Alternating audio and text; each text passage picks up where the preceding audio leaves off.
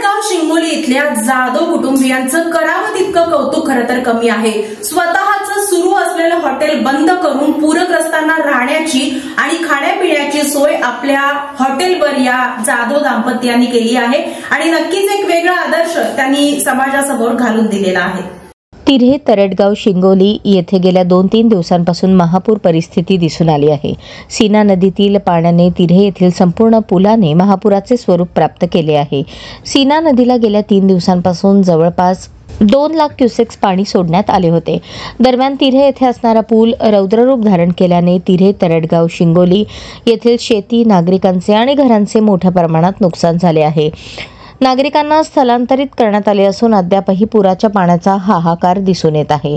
अशाच नागरिकांचे होणारे हाल पाहता, पूर परिस्थिती पाहता तरडगाव शिंगोली येथे असणारे हॉटेल चालक दाम्पत्य प्रमोद जाधव आणि अंजली जाधव यांनी आपले हॉटेल पूरग्रस्त नागरिकांसाठी निवारा केंद्र बनवले आहे। पूरग्रस्तांना आणि स्थानिकांना मोठा प्रश्न निर्माण झाला होता की गावात मोठ्या प्रमाणात पाणी शिरले असून स्थलांतरित केल्यानंतर कुठे जायचे, परंतु जाधव दाम्पत्याने क्षणाचाही विचार न करता आपले चालू असलेले हॉटेल पूरग्रस्त नागरिकांसाठी अन्न पाणी निवाऱ्याची सोय केली। त्यामुळे जाधव दाम्पत्याचे तिऱ्हे तरडगाव शिंगोली गावकऱ्यांकडून तोंड भरून कौतुक होत आहे। दरम्यान अंजली जाधव म्हणाल्या, आम्ही आमचे चालू असलेल्या हॉटेलमध्ये स्थानिक पूरग्रस्त नागरिकांना राहण्याची सोय केली आहे। पूर परिस्थिती ही अशी किती दिवस राहणार आहे?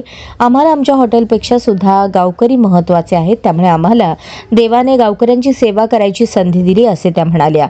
यावेळी गावकरी देखील आमची जाधव कुटुंबाने चांगल्या पद्धतीने सोय केली, आम्हाला कोणत्याही गोष्टीची कमी भासत नाही।